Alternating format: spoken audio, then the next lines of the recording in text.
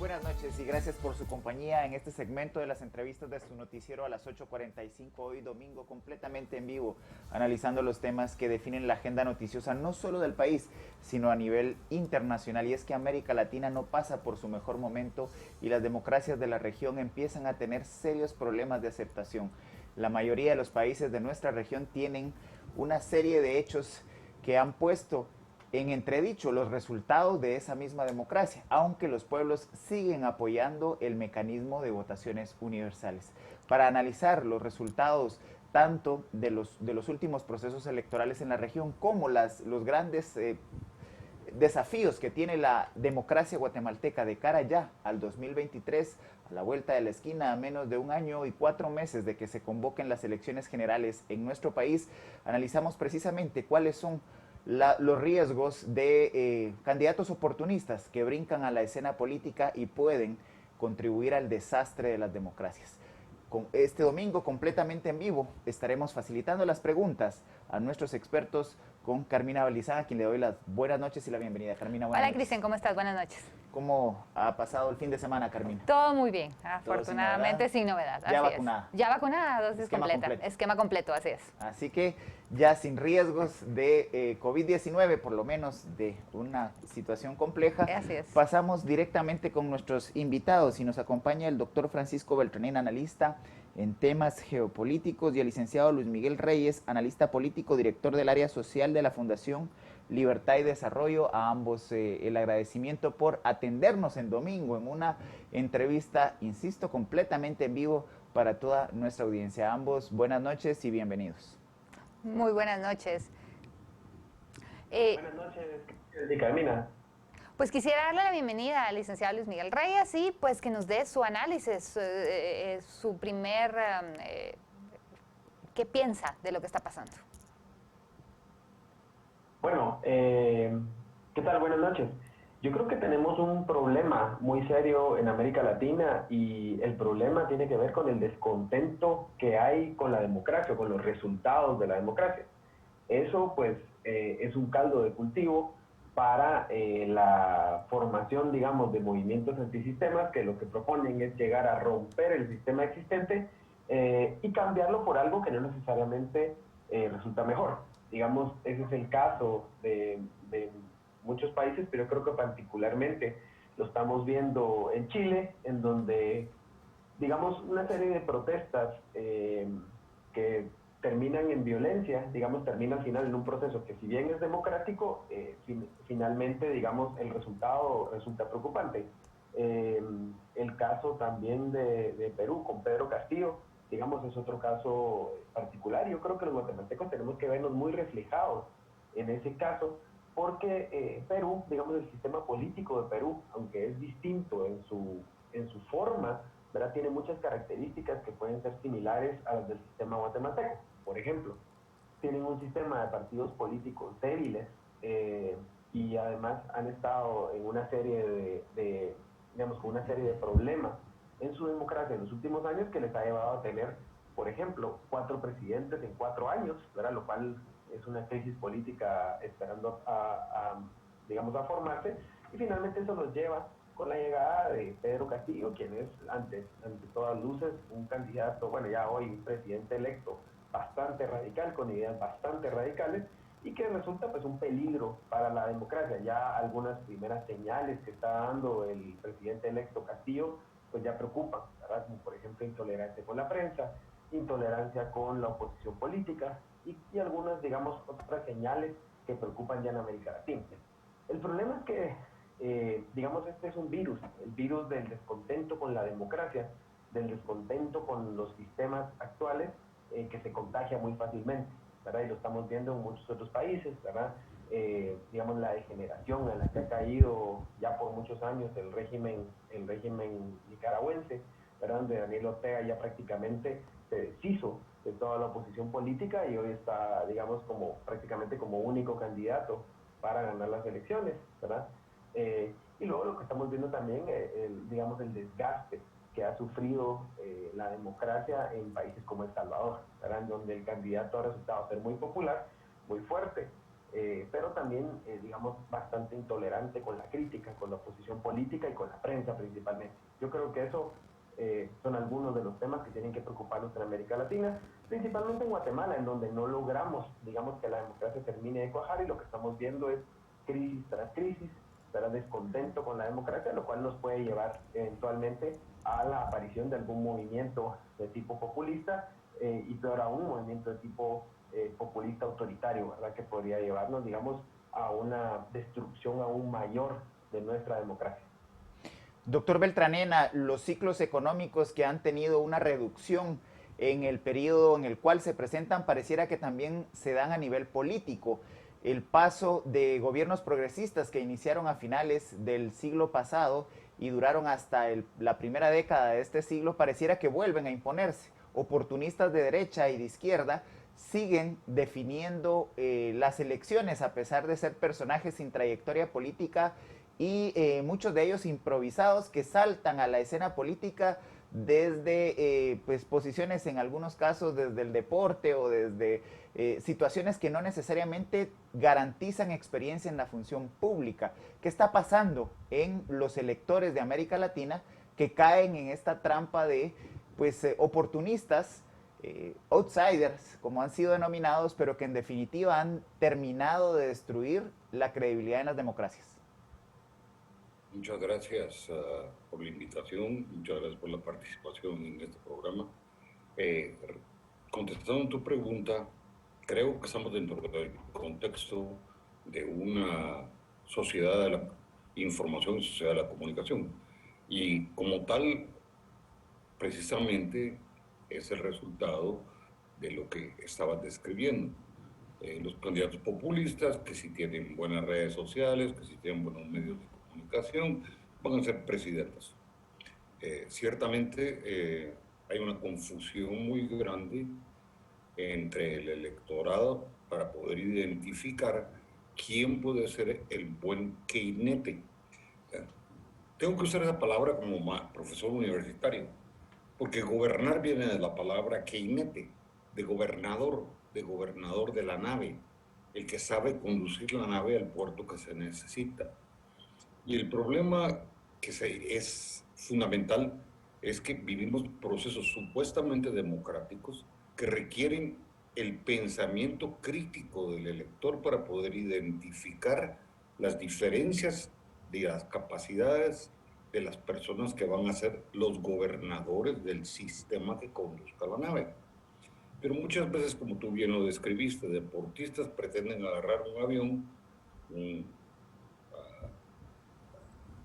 Airbus 400, ofrecerle a la gente que lo van a llevar a través del Pacífico, que van a volar 15 horas, va a ser un viaje maravilloso. Y el resultado, ¿cuál es? No pueden ni siquiera arrancar los motores. Por supuesto, si lograran despegar, no sabrían qué hacer en una tormenta. ¿Por qué? Porque se requiere de las habilidades y capacidades que hemos perdido, el conocimiento, la habilidad para identificar. Hay un excelente artículo, ya hace algunos años, lo publicó el diario El Clarín en Argentina, es de Giovanni Sartori y decía cablemente, el título era ¿Tiene futuro la democracia? Y Sartori, con su habilidad de conocimiento científico de la democracia, decía no. ¿Por qué? Porque hemos vuelto la democracia un sistema de búsqueda de ideuchas. Esa es la palabra de Sartori. Ideuchas. Cualquiera puede generar una idea, pero no es una lógica de razón. Entonces, por ejemplo, yo miraba hoy un comunicado aquí en Guatemala, en donde el grupo este que anuncia sus bloqueos en todo el territorio nacional, dicen que desconocen la independencia. Es increíble, es una ideucha. ¿Por qué? Porque entonces reconocen que son parte del Reino de España. Pero el que recibe la información no se da cuenta de que el argumento que está utilizando este grupo es un argumento que trata de identificarlos con una idea que es no real, que es irreal, que es una ideucha. Y es muy importante, y en esto quiero ser muy enfático.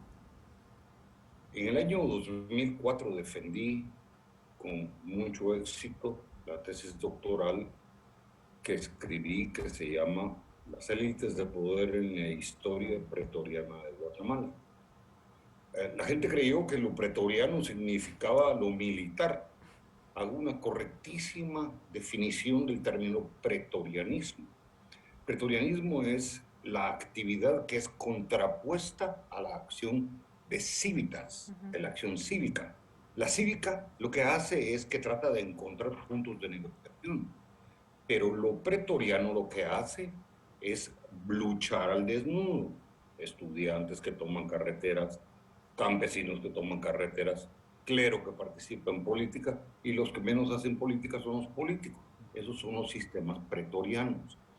Y lo que estamos viviendo hoy es un sistema pretoriano que se está reproduciendo de diferentes maneras en América Latina, que es el tema de nuestra entrevista, a través de la fenomenología de la expansión del sistema bolivariano.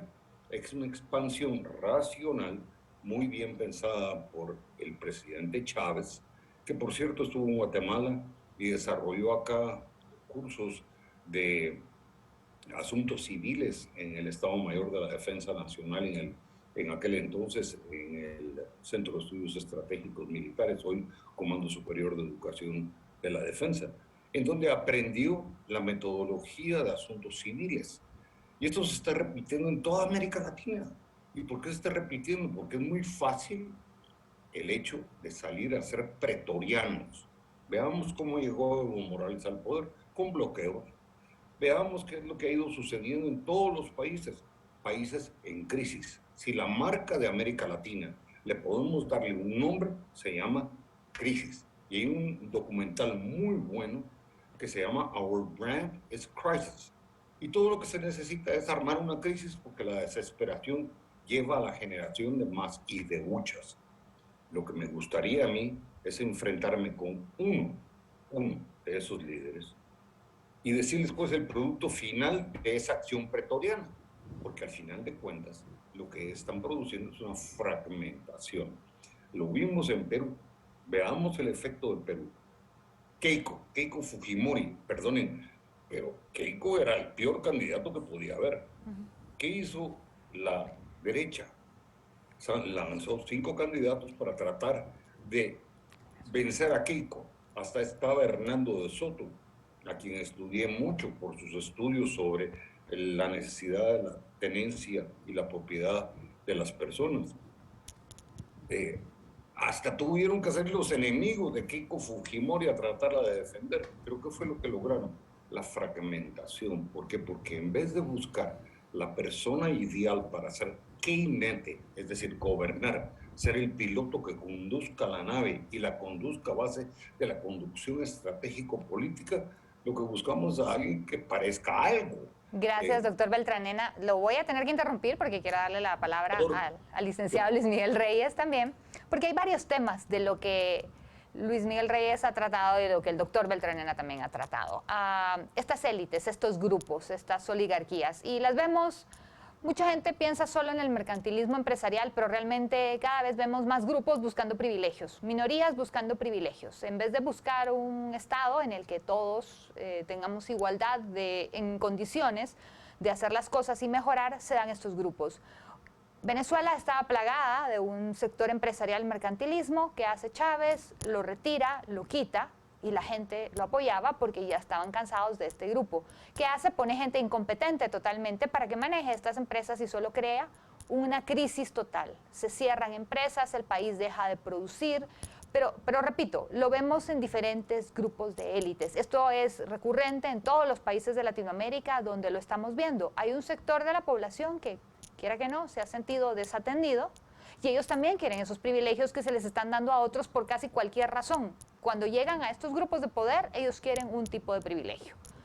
Entonces, ¿cómo podemos hacer para que la gente identifique a estos males y darse cuenta que ellos son los enemigos realmente del sistema y no el sistema como tal? Porque el sistema, si se eliminaran, pero absolutamente todos los privilegios, eso es algo que, entonces ahí no importa la vertiente política, nadie quiere quedarse sin privilegios, entonces a ellos tampoco les gusta.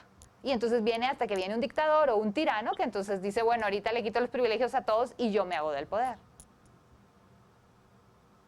Sí, yo creo que el punto aquí, Carmina, y lo más interesante es que, digamos, en todos estos procesos políticos siempre hay rotación de élites, ¿verdad? Y suele pasar cuando vemos, por ejemplo, que hay sociedades muy convulsas o sociedades que tienen, por ejemplo, un tema, no es el único, pero un tema, por ejemplo, es sociedades donde hay demasiadas desigualdades, donde hay demasiada pobreza, suelen darse estos procesos políticos explosivos que suelen lo que vienen es a cambiar a las élites existentes por otras que no necesariamente hacen un mejor trabajo, ¿verdad?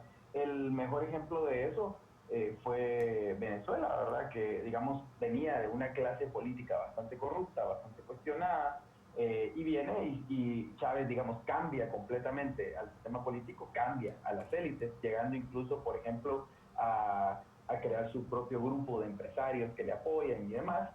Se convierte finalmente en una narcodictadura que le hereda a Maduro, y este proceso, digamos, del cambio de élites lo que vino fue a destruir completamente un país que ciertamente tenía sus problemas, pero no tenía los problemas que tiene hoy, ¿verdad? Entonces, el punto es, eh, ¿será que las sociedades tienen la capacidad de darse cuenta de, digamos, que se puede caer en procesos autoritarios mucho más complicados que en los que están, ¿verdad? Porque ciertamente, digamos, un país como Guatemala, que tiene tantos problemas, y lo reconocemos, la pobreza y muchos problemas de gestión pública que tenemos, pero digamos, el tema es que podríamos estar peor si cayéramos, por ejemplo, en las manos de un populista autoritario que nos llevara a un proceso, digamos, de mayor pérdida de libertades, ¿verdad? Y ese es el problema, creo yo, más complejo al que se enfrentan las sociedades hoy día, ¿verdad?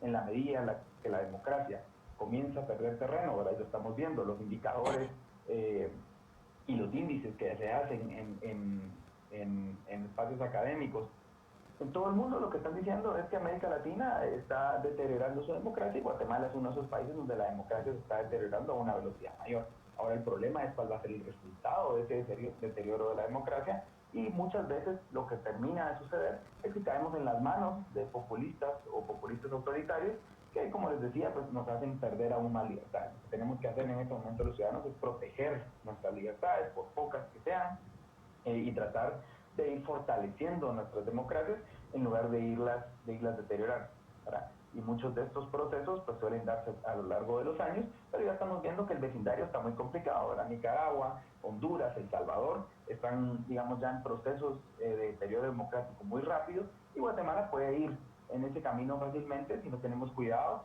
¿verdad? Y si no notamos las señales que se están dando a lo largo de este tiempo, ¿verdad? Y en muchos lugares del país que finalmente nos pueden, pues, llevar a un proceso de deterioro democrático más complejo. Y doctor Beltranena, estos oportunistas los encontramos también en la derecha. El caso brasileño, para no analizar solo el venezolano, el caso brasileño es muy emblemático. Una persona que viene del mundo del fútbol, del entretenimiento de masas, llega a la presidencia y ha generado desde la extrema derecha una serie de deterioros también en el modelo de Estado brasileño hasta pues niveles complejos en el manejo de la pandemia. Realmente, ¿cómo enfrentar a esos oportunistas que desde el espectáculo, desde la cultura del espectáculo, llegan ofreciendo humo a la dirigencia de los estados? Gracias, licenciado.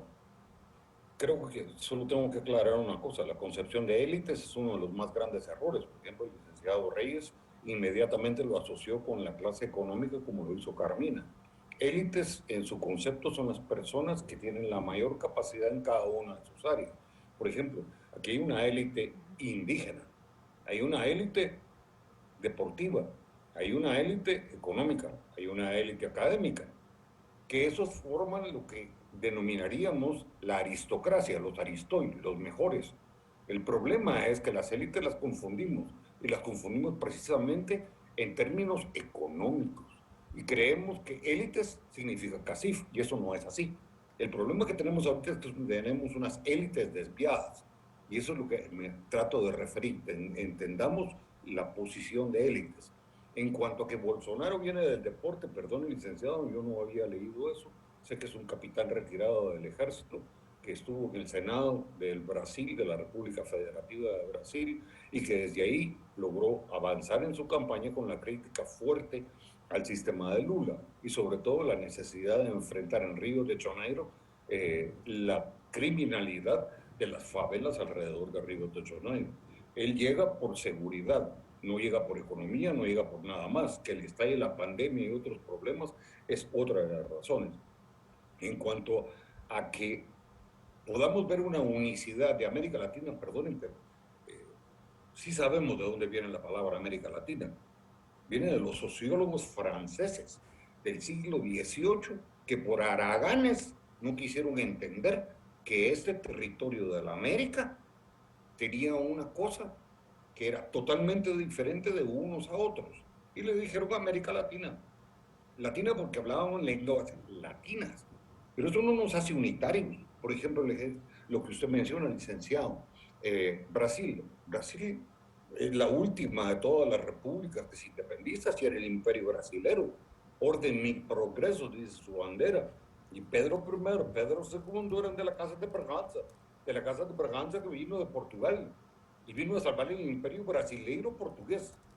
No podemos pensar nosotros que somos siquiera parecidos o similares a Brasil. Es más, no podemos ni siquiera pensar que somos parecidos, similares o iguales a Chile, que en su contextura como colonia era una capitanía general, pero que en su ordenamiento es el único país del territorio de América del Sur que Brasil no le quitó territorio, porque la expansión brasileira en su imperio le quitó a todos, menos a Chile. Si nos vamos a Perú, dígame cuál es la unicidad étnica que manejamos. Si agarramos a los incas, que son incas, y le damos el subtítulo, colocándolos como mayas, negamos la etnia man, negamos la etnia cachiquele, negamos la etnia quiché, negamos la etnia quiché, negamos los aj, los puj, los pocumames, etc. Nosotros no somos Perú, nosotros no somos Bolivia de los aymaras, nosotros ni siquiera llegamos a ser un Ecuador al cual llegó Pedro de Alvarado. ¿Por qué? Porque cada país es él y sus circunstancias. Los medios de comunicación, los comentaristas, los que no saben la historia, los que no conocen la sociología del país, la antropología del país, la geografía del país, ¿qué los hace diferentes? Ponen la unicidad de un todo para decir, el presidente de Perú surge de las clases indígenas. ¿Y cómo se llama? Tiene nombre español. Entonces va a ser lo que corresponde al idioma guatemalteco, un ladino, no es un indígena. Y aquí esa es parte de nuestra problemática. Confundimos las dificultades tan serias que tiene nuestra propia población, a la cual debemos respetar, entender y comprender, pero no manipular. Porque el día de mañana, cuando ustedes vean esa acción que van a ver de Codeca, van a ver grupos de diferentes lados, pero su mayor fortaleza va a ser en el área MAM. Los quichés no les gusta eso, no les gusta que se metan en su territorio. Y si nos vamos a hablar de los quichés, tampoco les gusta. Pero si nosotros creemos que están unidos por una cosmovisión única, que es maya, díganme cuál es el tronco lingüístico que los hace comunes a ellos. Y últimamente es el español. Tal vez tienen razón. Negando la independencia, encuentran el lenguaje que los hace de fuente común con las costumbres comunes para que puedan comunicarse entre todos. Pero entre ellos ni siquiera como nos podríamos hablar. Yo con mi mal portugués, que apenas falo muy poquito portugués, ¿cómo podrían hacerlo ellos entre mamis y quechiles? Entonces, hay un grave problema, pero Carmina, de verdad, un grave problema de que hacemos de todo una gran bomba, pero no nos damos cuenta de las realidades. Y cuando vamos a las ideologías todavía es peor. La izquierda, perdón, pero si la izquierda está muchísimo más fragmentada que la derecha. Si lo único que se busca es el poder mismo. Por ejemplo, ¿quién está hablando de la necesidad de un plan educativo que venga y recupere estos 2 años que hemos perdido por la pandemia para los niños que están perdiéndola? porque la están perdiendo. Miren, no todo el mundo tiene esta posibilidad de hacerlo por Zoom. Miren, no todo el mundo tiene la habilidad para poderse conectar con pensamiento crítico a esto.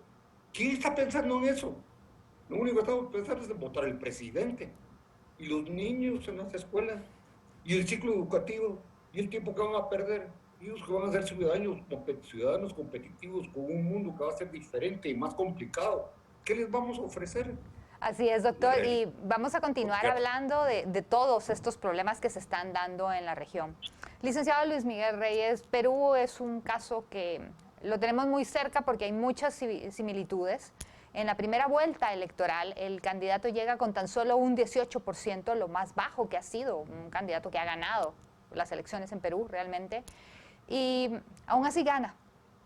Keiko Fujimori tenía un voto de rechazo muy grande, no era tanto si sí o si no, era simplemente a ella la rechazan como figura, pero no tienen mayoría en el legislativo y él para hacer estos cambios necesita reformar la Constitución. Si rompe el orden constitucional, pues va a tener pocas excusas internacionalmente, aunque ya sabemos que pues igual no pasa nada, todo el mundo alega, pero no hay repercusiones realmente, pero puede hacerlo. Entonces, vámonos concretamente. El Perú, el problema que se está dando en este momento es una fuga de capitales enorme. ¿Qué país está sabiendo capitalizar esto? Como siempre, Panamá. Sucedió en la crisis venezolana y está sucediendo en la crisis del Perú. A Panamá están llegando cualquier cantidad de inversionistas peruanos porque están sacando los capitales del Perú. Ese temor ya está en Estados Unidos también, obviamente, pero pues ya sabemos que Estados Unidos lo buscan, pero de los países de la región, el único que sabe capitalizar esto, porque tiene leyes accesibles y porque tiene una estabilidad política que el resto no tienen hasta ahorita, con todo lo mal que ha sido el manejo de la pandemia, es Panamá. Sí, lo que estamos viendo en Perú, digamos, es bastante normal, porque, por supuesto, los capitales del Perú, ¿verdad?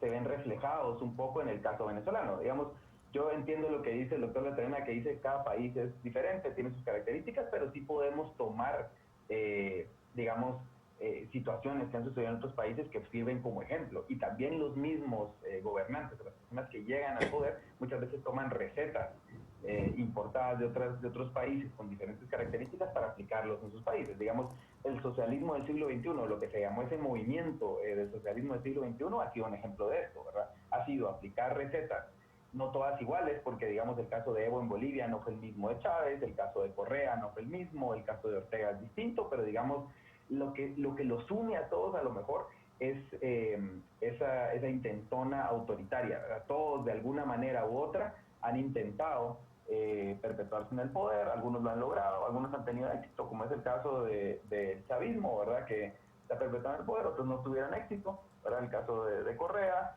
y Evo, que digamos que tuvo un éxito relativo que finalmente le fue cortado, pero lo que está pasando en el Perú es que simplemente están viendo un candidato que trae, digamos, algunas ideas bastante, digamos, viejas y que parece que está intentando seguir alguna receta. A estas alturas es imposible saber qué va a hacer Pedro Castillo en el Perú, pero sí tenemos ya, digamos, algunas señales de alerta. Para él, en su plan de gobierno y antes de llegar a la presidencia, se le veía hablando de temas económicos, digamos, con bastante poca pericia en el tema, bastante también se le veía hablando de nacionalización de empresas, se le veía hablando digamos, de seguir una receta bastante compleja, y en la toma de posesión habla ya de cambiar la constitución, ¿verdad? Habla ya de estados plurinacionales y demás, digamos, siguiendo un poco la receta de estos países del socialismo del siglo XXI.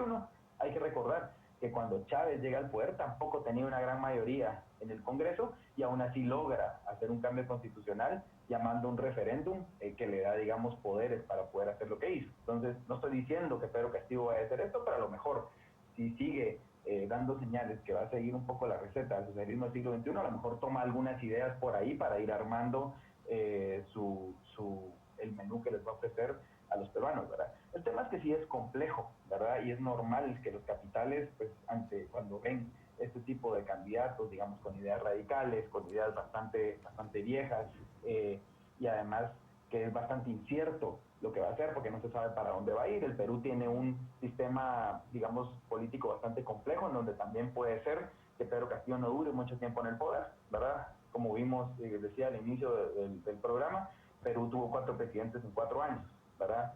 Entonces también puede ser que la presidencia de Pedro Castillo no sea muy larga, ¿verdad? Muchas cosas pueden pasar, pero en esa incertidumbre, pues es normal que los capitales busquen otras latitudes más estables en donde no van a tener sus problemas políticos, que pueden ser si Pedro Castillo sigue la receta del socialismo del siglo XXI, o incluso una peor, ¿verdad? Que puede ser, ¿verdad? Ya también el socialismo del siglo XXI está ya cambiando bastante, el mismo Venezuela está cambiando, entonces esa incertidumbre pues va a generar esto. Ahora, el tema es que, como hablábamos, esto sí se contagia, ¿verdad? Y el doctor Beltranena decía, pues todos los países son distintos, estoy totalmente de acuerdo con eso, pero lo que sí es cierto es que el autoritarismo es un germen que está presente en diferentes latitudes, con diferentes colores, ¿verdad? Hay autoritarismos de izquierdas, de derechas, con diferentes sabores, pero tienen, digamos, la característica principal de querer, por ejemplo, destruir a la prensa, de querer destruir a la oposición política, de querer mantenerse en el poder, ¿verdad? Son estas características que son importantes observarlas y que los ciudadanos tienen que estar atentos, ¿verdad? Porque cuando comienzan a presentarse estos síntomas, cuando por ejemplo la separación de poderes empieza a romper, ¿verdad? Empieza a romperse el sistema republicano, entonces son síntomas de alerta que los ciudadanos tienen que estar pues viendo todo el tiempo para evitar y tratar de detenerlo de alguna forma. Ahora, cuidado porque también estos movimientos, al intentar destruir esto, pues a veces cae en otro tipo de autoritarismos de otros colores, ¿verdad? Lo que hay que hacer es tratar de intentar mantener cierta estabilidad, intentar, digamos, mantener un sistema que trate de, como bien decía el doctor Beltranena, de arreglar esos problemas que tenemos. El tema, decía él, el tema de la educación de los niños, el tema de salud, ahorita que estamos en una crisis sanitaria mundial, el tema de la pobreza, ¿verdad? Que son temas pendientes, la desnutrición y demás, en la medida en lo que estos temas se pueden paliar y se puede un poco, digamos, evitar estos problemas, pues en esa medida se logra dar una mayor satisfacción a la gente y una mayor satisfacción con el sistema. Ahora, el tema es cuando esto se rompe, es cuando hay problemas. Doctor Beltranena, realmente los sistemas bipartidistas en la región han ido desapareciendo. Tenemos ahora una fragmentación extrema de partidos políticos. Usted lo refería que la diversidad de las sociedades en América Latina también se está reflejando en el tema de las ofertas político-electorales. Para el caso guatemalteco, desde la transición a la democracia, siempre hemos tenido una gran cantidad de partidos compitiendo. Para el 2023, en este momento, según el reporte del Tribunal Supremo Electoral, hay 20 partidos políticos vigentes y por lo menos 12 comités pro formación de partidos políticos. ¿Cómo evolucionar hacia un sistema estable, hacia un sistema en el que se puedan lograr consensos y acuerdos con una hiperfragmentación tanto en el Congreso de la República, en el Poder Legislativo, como en las expresiones sociales que también tratan de imponer o de buscar sus propias visiones, algunos sin acceder al sistema de partidos políticos? Muchas gracias, excelente pregunta. Usted como politólogo lo sabe perfectamente bien que en una democracia los instrumentos del derecho público, que son los intermediarios entre ciudadanos y el Estado, son los partidos políticos. Por tanto, tengo que referirme a la visión de Cicerón en la República de utilitatis comuni, lo que es de utilidad para la comunidad. El problema que tenemos acá es que todo el mundo cree que va a ganar dinero con partidos políticos, eso es todo. Y el que impulse un partido político porque está perdiendo dinero o está quebrado, es para ganar el dinero y salir de sus quiebras. No necesariamente tiene que ser el que aparezca de cara. En el caso guatemalteco, con mucha pena tengo que decirle, licenciado, que yo veo en la futura contienda de esos 12 partidos de formación, tal vez 3 van a llegar a ser partido. Y de los 20 que está listando, casi le apuesto que se vuelan por lo menos a 10 y otros deciden no correr.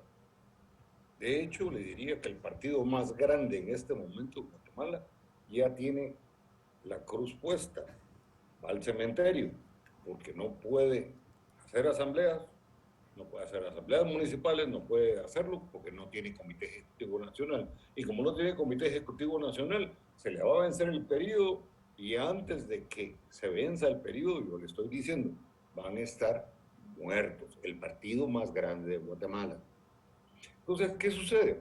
La autoridad se divide tanto, hemos querido ser tan papistas que agarramos los estancos y pusimos el Tribunal Supremo Electoral. Ese es el que nos está haciendo desgracia el futuro del país. ¿Por qué? Porque sus reglas del juego son precisamente para favorecer esa búsqueda incesante de dinero de los partidos políticos.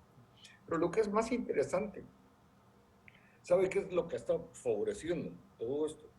Que el narcotráfico sigue controlando. ¿A través de qué? De una fenomenología natural de la democracia y de la modernidad, que se llama descentralización. Entonces hoy ya no gobierna usted con presidentes, gobierna con alcaldes. Y cada gobierna con consejos municipales. ¿Y cómo llegan a esos gobiernos municipales? Usted ni se enteró porque no es de esa comunidad. Usted nada más lo vio en los resultados electorales. Pero aquí lo que está sucediendo es lo mismo que sucede en América Latina. El crimen organizado está funcionando. Funciona con los gritos de mantener a una ideología caminando, a poner a los héroes por encima de la ley. Y esa gran batalla que se dio entre Bolívar y los santanderinos en Colombia, decía una frase. Santander, que era abogado, decía, hay que poner a los héroes bajo la ley y a los hombres ordenados por la ley. Y Simón Bolívar contestaba, teniendo razón, el Estado que no tiene virtud perece. Si la conjunción de intereses funcionara, tendríamos en vez de líderes autoritarios, estados que puedan ejercer la fuerza y la virtud del Estado. Pero no tendríamos que andar pidiendo a gritos que una persona sea héroe, por ejemplo, el caso de un ex fiscal, que sin él no puede haber lucha contra la corrupción. No me cabe en la cabeza, no me cabe en la cabeza cómo es posible que en una sociedad pongamos a los héroes por encima de las leyes. Porque Santander tenía razón, los héroes tienen que estar por debajo de las leyes. Y esto tiene que ir en el orden de las cosas. Estamos idealizando muchas cosas. Lo que tenemos que hacer es cumplir la norma.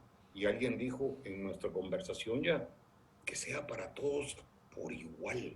Porque lo que nos hace igual es la ley. Un compañero de licenciado Reyes, mi alumno Philip Chicola, es el que disputa más que se van a confrontar los dos derechos, el de la libre expresión con el de la locomoción, y que dos derechos iguales van a estar complicados. Con todo respeto le voy a decir la verdad. El orden no puede quitarle el derecho a los demás de la libre locomoción, porque si no están en la manifestación tienen otra opinión. Entonces ya está sentado el derecho. ¿Qué fue lo que vimos hoy en la manifestación esta de la caravana de Provida? La gente cumplió las normas. No vimos desmadre. Nadie se está quejando del desmadre de la caravana. Pero mañana, ¿qué es lo que vamos a hacer? Bloquear la economía del país. Y yo, ¿qué pienso? Pienso que es muy fácil hacerlo cuando atrás de esto está el narcotráfico, el crimen organizado y sobre todo el que recibe pisto de los Estados Unidos porque sus trabajadores ya están allá, sus familias están allá, pues igual le da no trabajar, ¿verdad? Y entonces, en este rollo, mientras más defendamos el pretorianismo, se va a cumplir lo que mi tesis doctoral afirma en mi defensa. Gracias, que la doctor. conclusión pretoriano es la acción autoritaria militar que termina siendo el último hecho pretoriano de una sociedad que ya es pretoriana. Muchísimas gracias, doctor. Luis Miguel Reyes, ya llegamos al final del programa prácticamente. Licenciado, quisiéramos, por favor, un minuto para sus conclusiones finales. Bueno, mi única conclusión, creo yo, es que Guatemala tiene que tener cuidado, ¿verdad? Porque creo que estamos jugando con fuerzas que se pueden complicar, ¿verdad? Estamos como una especie de olla de presión a la cual no le estamos sacando el vapor que se condensa adentro y lo que puede pasar es que finalmente puede haber un estallido. Un estallido no significa una revolución violenta, ni mucho menos, ni un conflicto armado, sino más bien puede ser de cualquier tipo, ¿verdad? puede ser que estemos a las puertas de la llegada de un movimiento populista autoritario que finalmente ponga fin a estos años de democracia, así que mucho cuidado. Y yo creo que ahí sí las élites, en un sentido amplio, ¿verdad? Como decía el doctor Beltranena, refiriéndonos no solo a la élite económica, sino también a la élite política, ¿verdad? Las élites académicas y élites de otros tipos, pues tienen que poner mucha atención porque tienen una responsabilidad muy grande sobre la situación del país y poder llevarlo, conducirlo hacia un espacio que nos aleje, principalmente creo yo, del autoritarismo, que es uno de los cánceres más grandes que sufre Latinoamérica en este momento. Pues a ambos el agradecimiento por haber tomado esta comunicación y haberse dirigido a nuestra audiencia. A ambos les deseamos que tengan muy buena noche. Muchísimas gracias y buenas noches. Carmina, las democracias al final le trasladan al ciudadano la oportunidad de elegir a sus autoridades, pero el fracaso o el éxito no es de los gobiernos, al final es de las sociedades. Exactamente, y hemos buscado como un castigo los gobiernos que estamos eligiendo y cada vez nos va peor. Y esto es un ejemplo regional. Y estos son elementos de reflexión de cara ya a las elecciones del 2023, que a 1 año, 4 meses estarán siendo convocadas en enero precisamente del año 2023. Es importante reflexionar sobre el fortalecimiento de la institucionalidad democrática en el país, pero sobre todo una idea que planteaban nuestros invitados, el evitar que los autoritarismos sacrifiquen los derechos que se han ganado a lo largo de esta transición democrática. Les invitamos a que se siga informando con los noticieros de Canal Antigua. Mañana, durante las diferentes jornadas, estaremos llevándole hasta su mesa la información más importante en el país. Muy buenas noches. Muy buenas noches.